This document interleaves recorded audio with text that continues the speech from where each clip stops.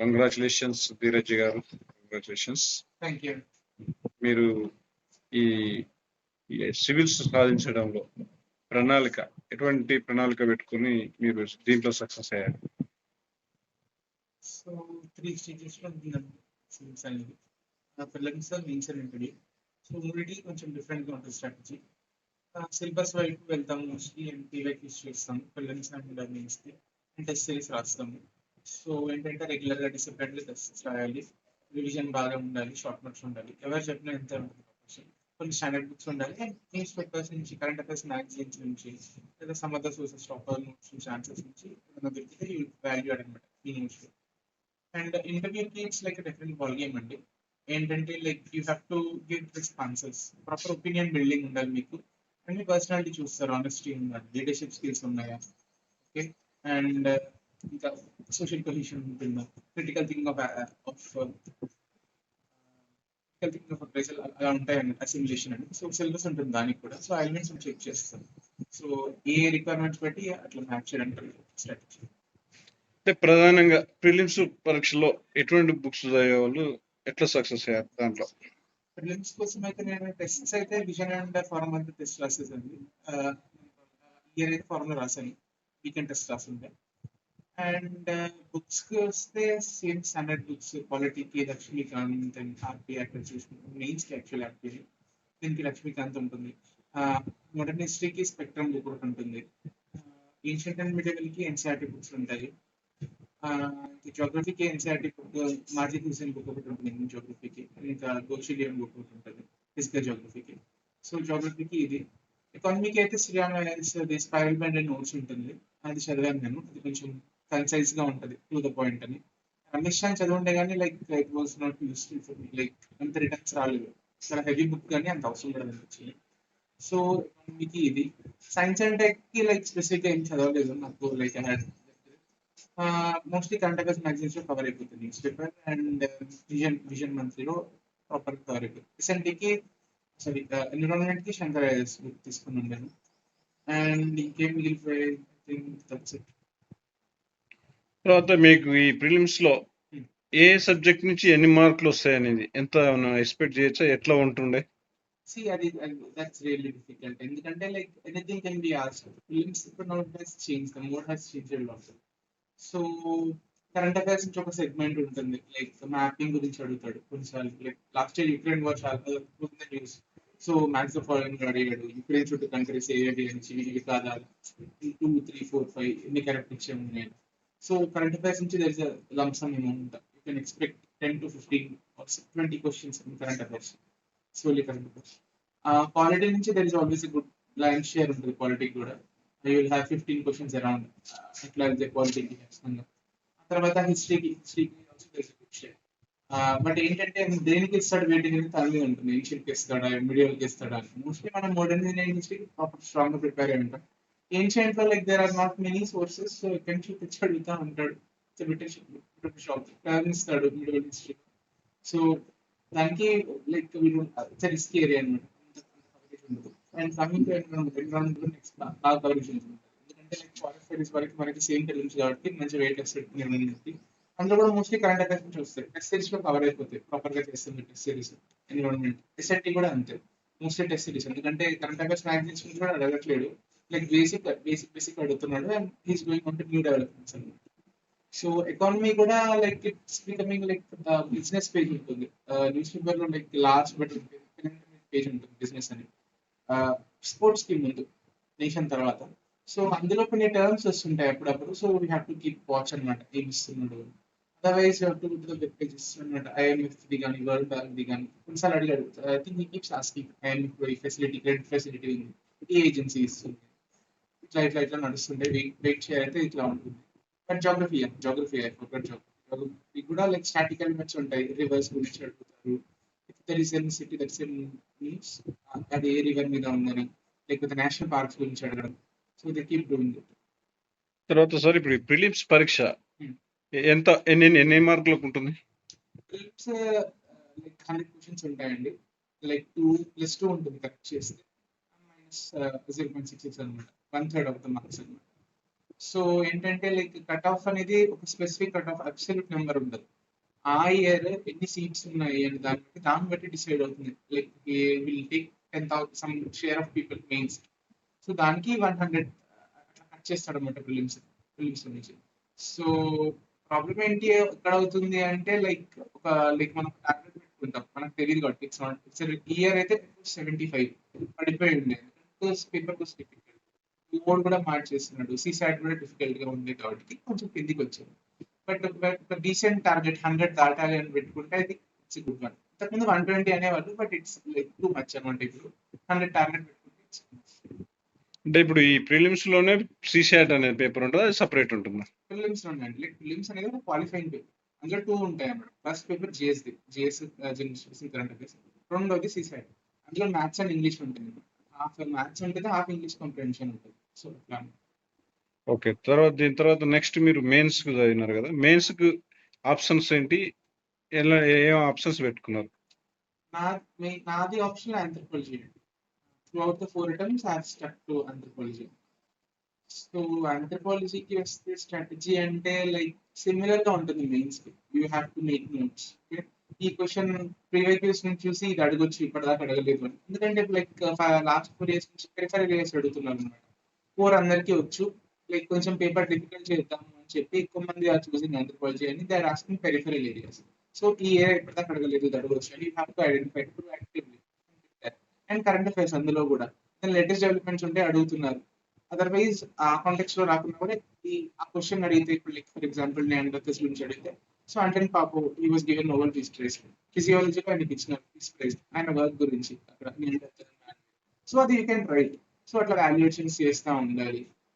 ఆంథ్రోపాలజీకి and answer writing is very important. Timely complete చేయకపోతే issues అవుతాయి, paper కి marks లాగా రావు. అండ్ ఆప్షనల్ డిసైడ్ చేస్తుంది మీకు ఏ సర్వీస్ వస్తుంది అని, ప్రాపర్ గా డిసైడ్ చేస్తుంది ఆప్షనల్.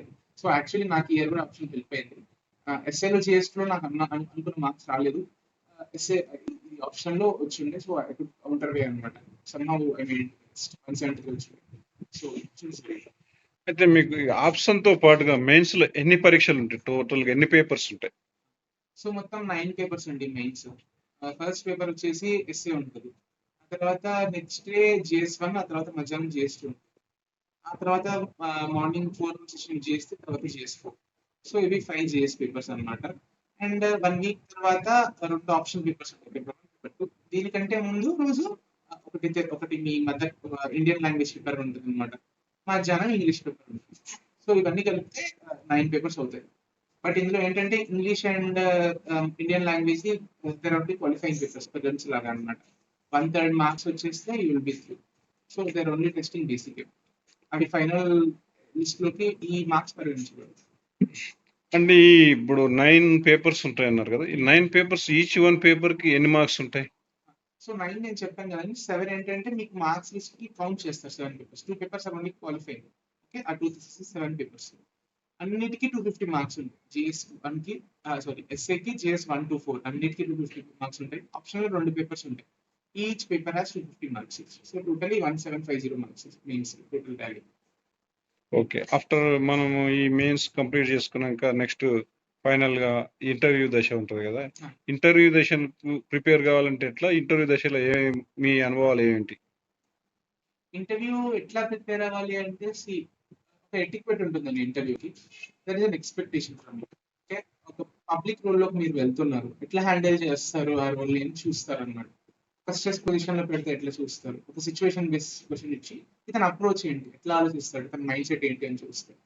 అండ్ నేను చెప్పాను కదా, లీడర్షిప్ కోసం వెతుకుతా ఉంటారు అనమాట. Does he have it, past లో చేశాడా, దానికి హాబీ ఉందా, ఒక రౌండెడ్ పర్సనాలిటీ ఉందా, సోషల్ స్పియర్ లో ఇతను యాక్టివ్ గా ఇనిషియేటివ్స్ తీసుకుంటాడా, అండ్ కమ్యూనికేషన్ క్లియర్ గా ఉందా, క్లారిటీ ఆఫ్ థాట్ ఉందా, ఇవన్నీ చూస్తారు. స్ట్రక్చర్డ్ మైండ్ ఉందా, కన్సైజ్ గా ఉండాలి. You have to put your message to ఈజీగా అనమాట. కొన్ని వర్డ్స్ లోనే మీరు చెప్పాలనుకుని చెప్పగలుగుతారా, ఇవన్నీ చూస్తారు. సో మీ ప్రిపరేషన్ కూడా అలా ఉండాలి అనమాట.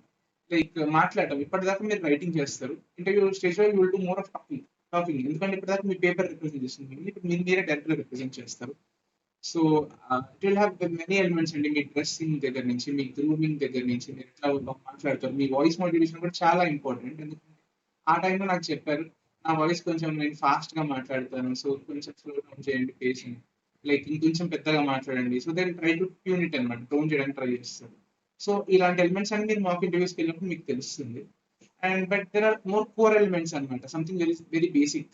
ఏంటి అంటే హానెస్టీ ఉందా ఇతనికి, ఓకే ఇతను లైక్ ప్రాపర్ గా ఉంటాడు, ఇంటిగ్రిటీ మెయింటైన్ చేస్తాడు సర్వీసెస్ వచ్చిన తర్వాత, అవి చెక్ చేయడానికి ట్రై చేస్తారు. సో అవి బయటికి వచ్చేస్తాయి కోర్ ఎలిమెంట్స్ మీలో ఉన్నవి.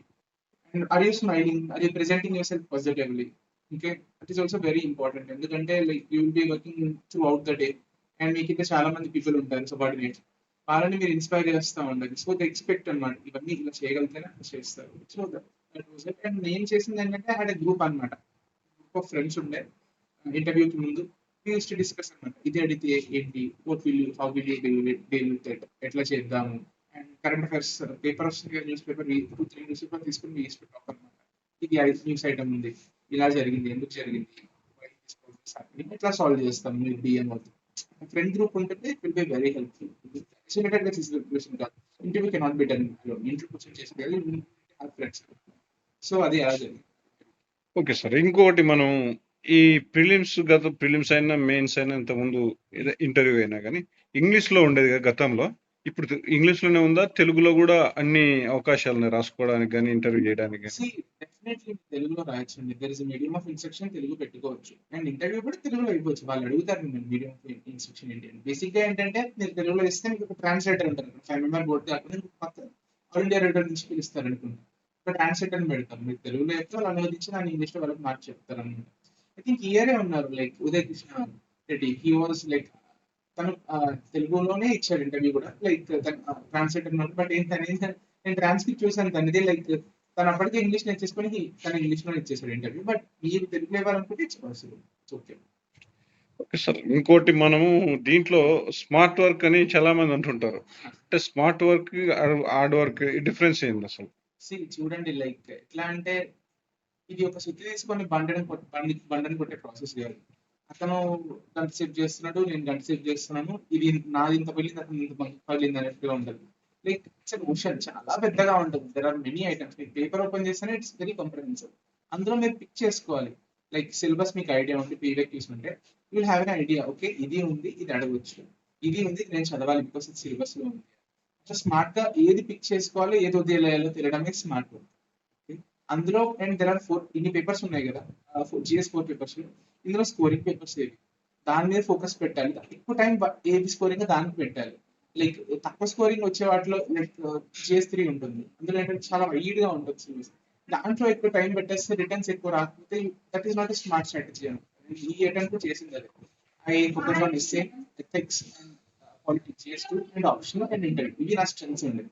GS 1 and 3 like above average marks రావాలి అనుకున్నాను, ఇట్లా గుడ్ మార్క్స్ వస్తే ఐ విల్ బి త్రూ అనుకున్నాను. సో కొంత వరకు వర్క్ అయింది. So I got 173 rank and I'm IPS. Next attempt లో I'm also writing, I try to work on essay and GS 2. So ఇది చేయాలన్నమాట, ఇది స్మార్ట్ వర్క్ అంటే. అండ్ ఏంటంటే like you have to hit అనమాట, ప్రాపర్ గా you have to concise ఈ areas అని, అండ్ క్వాలిటీ ఇంప్రూవ్ చేయడానికి ట్రై చేయాలి concise. That is more important in quantity. Okay, thank you sir. Thank you. Sir, మీ బాబు ఒక సివిల్స్ సాధించడం అనేది చాలా కష్టమైన పని, అట్లాంటిది సాధించేందుకు మీకు congratulations sir. Okay, thank you sir. మీరు అయితే కూడా రిస్క్ తీసుకొని ఇంటికి వచ్చి ఇదంతా. అయితే బాబు ప్రధానంగా ఈ పోటీ పరీక్షకు ప్రిపేర్ అవుతున్నప్పుడు మీరు ఏ విధంగా వాళ్ళకు ఇన్స్పైర్ చేశారు? యాక్చువల్లీ మేమిద్దరం, మా మిసెస్ ఇద్దరం కూడా టీచింగ్ ఫీల్డ్లో ఉన్నాం సార్. నేను ప్రిన్సిపాల్ రిటైర్డ్ ఫిజిక్స్ లెక్చరర్ ఉంటుంది, ప్యాషన్ నాకు సబ్జెక్టు, తను కూడా ఇంగ్లీషు. సో మేము హండ్రెడ్స్ ఆఫ్ స్టూడెంట్స్తో ఇంటరాక్షన్ వల్ల ఇక మా ఓపిక ప్లస్ ఆయన ఎంకరేజ్ చేయాల్సి వచ్చింది. ఎందుకంటే ఐఐటి ఢిల్లీ నుంచి వెనక్కి వచ్చి రావడం అయితే ఓకే, ఒక ఫ్లాష్ డిసిషన్ అయిపోయింది. మేము కూడా ఎడ్యుకేటెడ్ పేరెంట్గా పిల్లల్ని వాళ్ళ ఒపీనియన్ కాకుండా మన ఒపీనియన్ రుద్దడం కరెక్ట్ కాదనిపించింది. మేము కూడా డిసిషన్ తీసుకొని వచ్చేయమన్నాము. తర్వాత ఈ సొసైటీ ప్రెజర్ బాగా ఉండింది. సొసైటీలో ఎట్లుందంటే ఐఐటి చేయడమే రావడమే ఎక్కువ, అది దొరకడమే ఎక్కువ, వీళ్ళు వదిలేసి వచ్చిండ్రు, వీళ్ళు ఏదో అంత రాంగ్ కాన్సెప్ట్ అన్నట్టు ఉన్నారు. బట్ నేను యాజ్ ఏ పేరెంట్గా, టీచర్ పేరెంట్గా వాళ్ళకి ఏది ఇష్టమో అదే చేయాలి. కానీ మనం బలవంతంగా మన కొరకు మనకి ఏదైనా విషయం వీళ్ళు ఉంటే మనం చేయాలి. వాళ్ళకేముందో పర్సనల్ ఒపీనియన్ మనం డామినేట్ చేయడం కరెక్ట్ కాదనిపించింది. కానీ సొసైటీ ప్రెజర్ను మనం ఎదుర్కోవడానికి మేము బాగా సపోర్ట్ చేయాల్సి వచ్చిందండి. యాక్చువల్లీ వాళ్ళు ఏజ్ తక్కువ, ఈ సొసైటీ ప్రెషర్ని ఇప్పుడున్న జనరేషన్ అంత ఈజీ తట్టుకోలేరు. బట్ మా ఎక్స్పీరియన్స్ అనుకోండి, మాకు టీచింగ్లో ఉండే ఓపిక వల్ల బాగా 100% సపోర్ట్ చేసినాం. దానికి అతడు కూడా బాగా ఫైట్ చేయగలిగిండు. మనం ఫైట్ చేయమంటే వాళ్ళు చేయలేరు కదా, వాళ్ళు చేస్తేనే మనం అట్లా యూజ్ అయిందండి. మేము స్ట్రాంగ్ సపోర్టర్స్, వాళ్ళ అమ్మ కానీ నేను కానీ చేసినాము. ప్లస్ ఎక్కడంటే అక్కడ ఇన్స్టిట్యూట్స్ కానీ తీసుకెళ్ళడం, ప్లస్ నేను ఫ్రెండ్ లాగా వెళ్ళడం, గైడ్ లాగా వెళ్ళడం, అది బాగా యూజ్ అయిందండి. లేకపోతే అంత ఈజీగా ఆయన కోలుకొని మళ్ళీ ఫైట్ చేసి మళ్ళీ పీక్లోకి రావడం.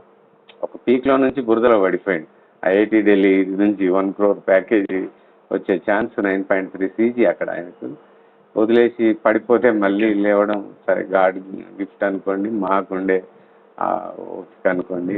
ముఖ్యంగా వాడిలో ఉండే పట్టుదలను మేము పొద్దున్న లేచి మళ్ళీ మెటీరియల్ ముందేసుకోవడం, దానికి మేము మంచి ఎన్విరాన్మెంట్ ఇవ్వడం, మంచి సపోర్ట్ ఇవ్వడం, అది అన్ని ఆస్పెక్ట్స్, వాడే బాబాయ్ ఆస్పెక్ట్ అనుకోండి, మా వైపు నుంచి కూడా మేము సహకారం అందింది. ఒక 2-3 ఫ్రెండ్స్ కూడా నాకు బాగా సపోర్ట్ చేసిండ్రు. అంటే నా ఒపీనియన్ కరెక్టే, మీరు చేయండి, సొసైటీతో పని లేదు అని చేయడం వల్ల మేము సక్సెస్ కాగలిగినాం. అంటే ఓన్ గా ప్రిపేర్ అయ్యాడా ఏమన్నా ఇన్స్టిట్యూట్ వాళ్ళకు? లేదండి, యాక్చువల్గా నేను అంటే ఇన్స్టిట్యూట్ అవసరమో లేదో కానీ నేను ఈయనకు అవసరం అని అనుకున్నాను. ఏంటంటే ఢిల్లీ నుంచి వచ్చిండు, ఇక్కడ మేమిద్దరం వర్కింగ్, అతను ఇంట్లో ఉండడం, ఈ లోన్లీనెస్ కరెక్ట్ కాదనిపించింది. మనం ఎప్పుడైనా ఈ ప్రాబ్లం నుంచి బయటపడాలంటే ఒక ఎన్విరాన్మెంట్ ఉండాలి, సొసైటీ ఎన్విరాన్మెంట్ ముఖ్యమని నేను ఇమ్మీడియట్గా ఆర్సిరెడ్డిలో జాయిన్ చేసినాము. క్లాస్ రూమ్కి వెళ్ళింది. నేను ఎంత ఉపయోగపడ్డది అనేది నేను చెప్పలేను, బట్ క్లాస్ రూమ్ వెళ్ళేవాడు 1 year అంతా. అట్లా మళ్ళీ స్ట్రీమ్ లైన్లోకి వచ్చి ఆయనకు అర్థమైపోయింది అక్కడ ఉన్న తర్వాత, మనం ఏం చేయాలి, ఏం చేస్తే కరెక్ట్ అనేది. నేను కూడా బాగా ఫీల్డ్లోకి ఇన్వాల్వ్ అవుతా. కేవలం పేరెంటల్ సపోర్టర్ కాకుండా యాజ్ ఏ టీచర్గా నేను ఇక్కడ ఏమున్నాయి, మనం ఎట్లా తీసుకోవాలి, రీసోర్సెస్, వర్కింగ్ అవర్స్ అట్లా డివైడ్ చేయడం, అదంతా చేసినాము. తర్వాత టెస్ట్ సిరీస్ రాయడమే. లా ఎక్సలెన్స్లో రాసిండు, విజన్లో రాసిండు, ఫోరంలో రాసిండు. అట్లా టెస్ట్ సిరీస్ ఉపయోగపడ్డది సార్ ఒక రకంగా చెప్పాలంటే. లా ఎక్సలెన్స్లో ఎక్కువ అటాచ్మెంట్ ఉండింది. తర్వాత విజన్ అంటే ఓన్లీ రాయడం, వాళ్ళు మనకు మెసేజ్ పెట్టడం, మెయిల్ పెట్టడం, అది అంతే సార్. ఎక్కువ బయట ఓన్ ఎఫోర్టే. నా ఉద్దేశంలో మాత్రం ఏ ఇన్స్టిట్యూట్ వల్ల ఎవరికి రాదండి. అట్లాని మనం ఇన్స్టిట్యూట్ మినిమం గైడ్ చేయగలుగుతారు, దాన్ని కూడా మనం ఏం పూర్తి తప్పట్లేం, కానీ మినిమం స్టూడెంట్ని ఒక ట్రాక్లోకి రావడం వరకు ఓకే. బట్ ఒక ఇన్స్టిట్యూట్ తోటి మాత్రం నా ఎక్స్పీరియన్స్లో వాడు ఎవడన్నా కానివ్వండి, ఎవరు చెప్తారు చాలా మంది ఢిల్లీకి వెళ్ళకపోయినావా అని. ఢిల్లీకి వెళ్ళినా, ఊర్లో ఉన్న ఇన్స్టిట్యూట్ కేవలం సపోర్టింగ్ ట్రాక్లోకి మాత్రమే ఎంటర్ చేయగలుగుద్ది, కానీ బరిలో ఫైట్ చేయడం మాత్రం ఓన్లీ ఓన్ క్యాలిబర్. తను డిజైన్ చేసుకోవడం, ఎట్లా మనం క్వశ్చన్కి ఏమేమి ఆన్సర్లో ఇన్కల్కేట్ చేసుకోవాలి, ఎంత ఉంటే బాగా, అదంతా ఓన్ కాన్సెప్టే ఉండాలండి ఎవరైనా. అది ముఖ్యం. ఏదో 10 పుస్తకాలు చదివి లేకపోతే ఇన్స్టిట్యూట్ మెటీరియల్ చదివితే మాత్రం ఇది అయ్యే పని కాదు. అయితే మా గతంలో మన జిల్లా నుంచి కూడా 3వ ర్యాంకు సాధించిన నూకల హారతి అనే అమ్మాయి కూడా ఢిల్లీలో 1 సంవత్సరం తీసుకొని వచ్చి మళ్ళీ తర్వాత ఇక్కడనే ప్రిపరేషన్ అయినట్టుగా చెప్పింది మా ఇంటర్వ్యూలో. అది ఇనిషియల్ గా కోచింగ్ ఉన్నట్టే లెక్క. అది నాకు తెలిసి సరే చెప్తారేమో కోచింగ్ లేదని, కానీ నేను అట్లా అబద్ధం చెప్పదలుచుకోలేదు. ఎవరైనా ఎక్కడైనా ఏదో ఒక ఇన్స్టిట్యూట్ అటాచ్ కాకుండా ఫైనల్ దాకా రావడం అది ఇంపాసిబుల్. ఈవెన్ ఇంటర్వ్యూ స్టేజ్ కూడా మా బాబు దాదాపు 40-50 ఇంటర్వ్యూస్ అటెండ్ అయ్యింది నేను స్వతహాగా తీసుకెళ్ళిన కార్లో. అది లేకుండా కాదండి, ఎందుకంటే గైడెన్స్ అనేది ముఖ్యం. నేనున్నా కరెక్టే అనిపిస్తుంది మనకు, బట్ మనలో ఎంత తప్పు ఉందో మీకు అర్థమైంది. నేను మాట్లాడినా ఏదన్నా ఎదుటి వాళ్ళకి అర్థమైంది కనుక సొసైటీ, ఈ ఇన్స్టిట్యూట్స్ గైడ్ చేయకుండా అనేది అది తప్పు. ఎందుకంటే పిల్లలు అట్లే రూమ్లో కూర్చొని సెల్ఫ్ ప్రిపరేషన్ అని ఏదో ఒకరిద్దరు రాంగ్ మోటో చెప్తే అట్లా పడిపోయి ఉపయోగం లేకుండా ఇయర్స్ టుగెదర్ వెళ్ళిపోతుంది. తప్పకుండా సపోర్ట్ అవసరం. అందరు పేరెంట్స్ ఎడ్యుకేటెడ్ ఉండరు, ఎడ్యుకేటెడ్ ఉన్నా ఇన్వాల్వ్ అయ్యేటోళ్ళు ఉండరు. సో ఎవరు ఇన్వాల్వ్మెంట్ ఉండాలంటే ఇన్స్టిట్యూట్ పోతే ఎవడో ఫ్రెండ్ పీర్ గ్రూప్ వస్తుంది, ఎక్కడో ఒక చోట నేర్చుకోవడం అవుతుంది. ఓకే, అది మా ఎక్స్పీరియన్స్ అయితే నేను చెప్తున్నా. ఓకే. కొంతమంది చెప్తారు ఏదో ఓన్ ప్రిపరేషన్ అనేది. ఓన్ ప్రిపరేషన్ అనుకుంటా కూడా నిన్న ఆయన బుద్ధిరాజు మాట్లాడిండు, నీ మార్క్స్ ఎవాల్యుయేట్ చేసుకోవాలంటే ఎవరు చేయాలి evaluate? One institute can do. ఎవడో చేసుకోలేం కదా సార్. నేను పేపర్ దిద్ది నేనే మార్కులు వేసుకుంటే ఇట్స్ నాట్ కరెక్ట్. ఆ ఎవాల్యుయేషన్కైనా ఎవడో ఒకడు అవసరం, ఓ మెంటర్, ఓ ఇన్స్టిట్యూట్. అది సో అది ఇస్ ద రాంగ్ కాన్సెప్ట్ నా దృష్టిలో. With my long journey with UPSC. Okay sir, once again thank you. Okay, congratulations అమ్మా. ఫస్ట్ Thank మీ you, బాబు thank ఒక you అండి. మంచి ఉన్నత స్థితిలో మంచి సివిల్స్ ర్యాంక్ అంటే దేశంలోనే అత్యున్నతమైన జాబ్ అది. దాన్ని ఇప్పుడు ఐపీఎస్ వస్తుండొచ్చు, కానీ సరే మొత్తానికి అయితే చాలా మంచి జాబ్ సంపాదించాడు. దీనికి మీ కృషి కూడా చాలా ఎక్కువగా ఉంటుంది.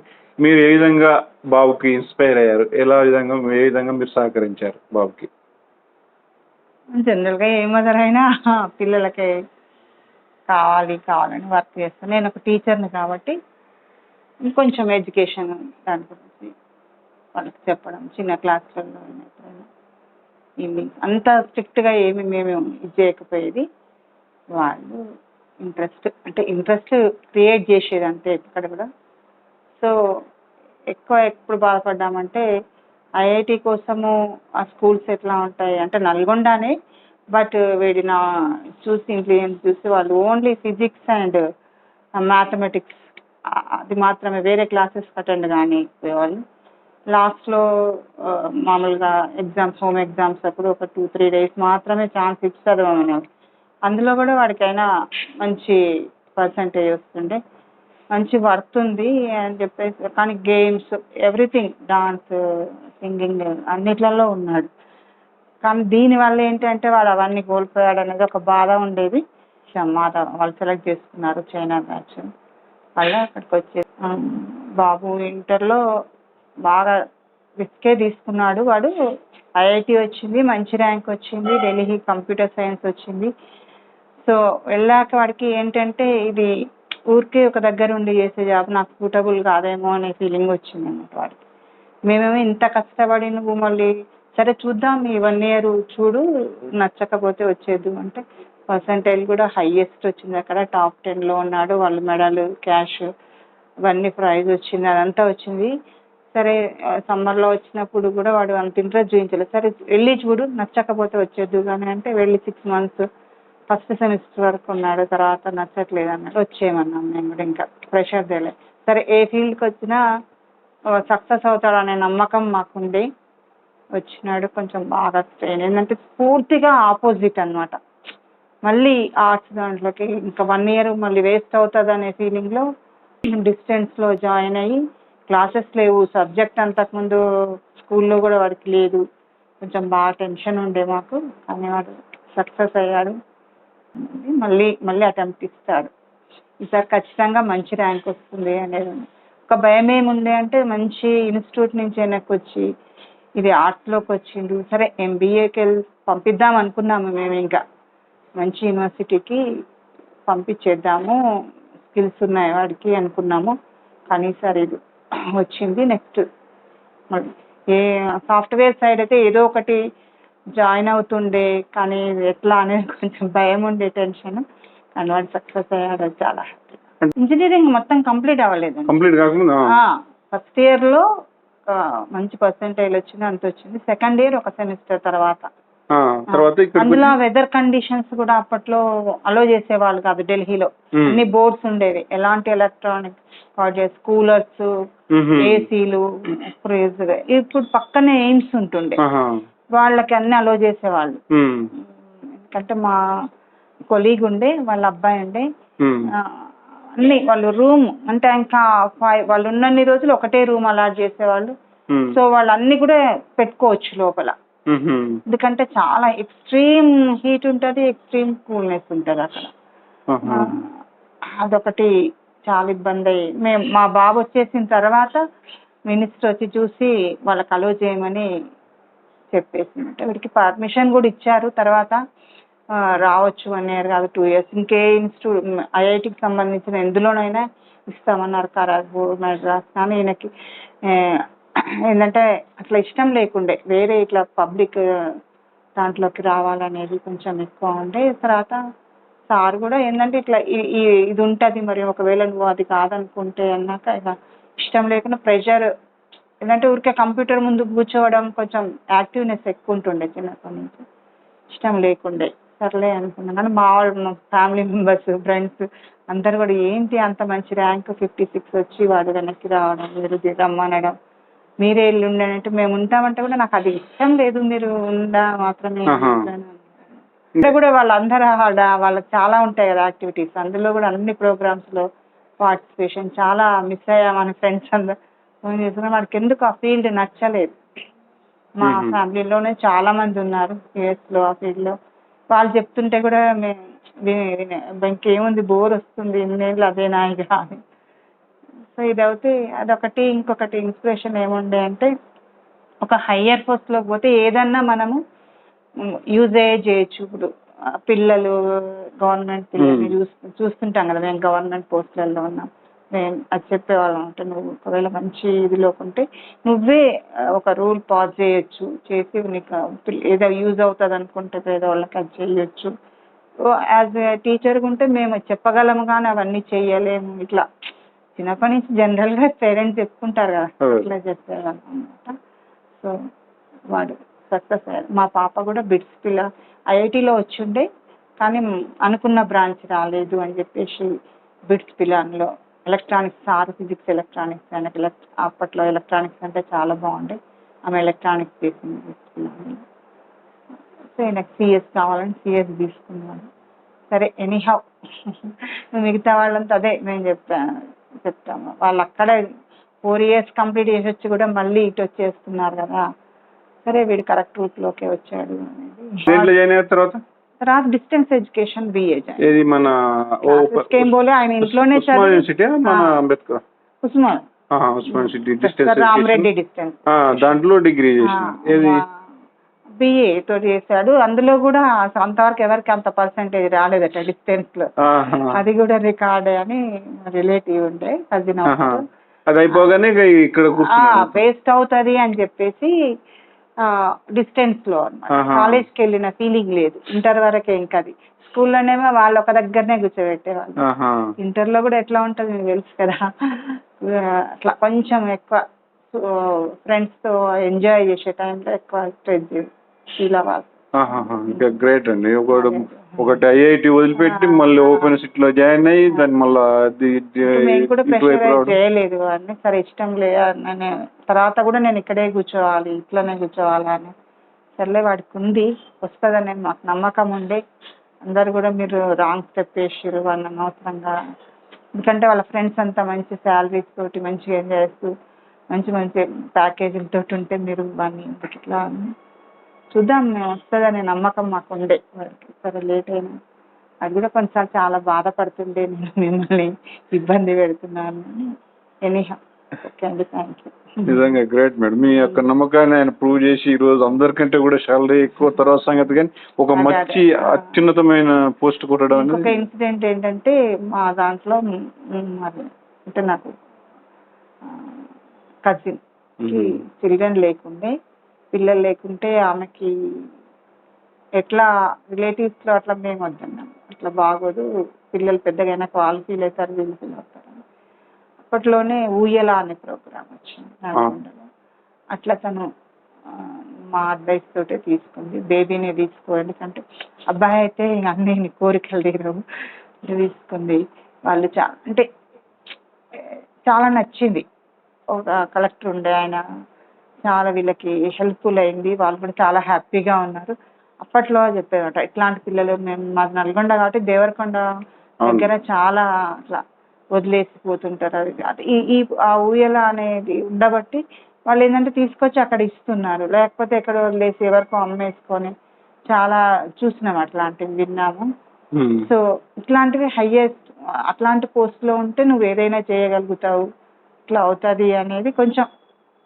నేను వాళ్ళ ఫాదర్ అయితే ఇంకా ఎవ్రీథింగ్ ఎవ్రీథింగ్ అనమాట. అయితే ఆయన బాగా వాడికి నమ్మకం ఉండి వీడికి వస్తుంది అని, అదొకటే బాధ అనమాట. పూర్తిగా స్కూల్ ఏజ్లోనేమో వాడికి సబ్జెక్ట్ ఇది ఇప్పుడేమో ఇందులోకి రావాల్సి వస్తుందని వాడు ఒక కూర్చున్నాడు. ఒక ఎవరు ఏమంటారు, ఒక ట్యూటర్ లేడు, ఒక ఇన్స్టిట్యూట్కి అటెండ్ అయింది లేదు. ఓన్గా అంటే ఎంత స్ట్రెచ్ చేయాలి, ఎంత కష్టపడాలి పాపం. ఆ ఏజ్ అంతా ఫ్రెండ్స్తో ఎంజాయ్ చేసిన ఏజ్లో బాగా కష్టపడ్డాడు. నిజంగా చాలా ఇన్స్పిరేషన్. ఎందుకంటే ఒక్కొక్కరు అవన్నీ చేసి వచ్చి మళ్ళా ఒక దాంట్లో ఉండి చేయడం, అది వదిలేసుకుని ఇక్కడ చేయడం అనేది చాలా గ్రేట్. మీరు అనుకున్నట్టుగా సాధించడం అనేది ఇంకా చాలా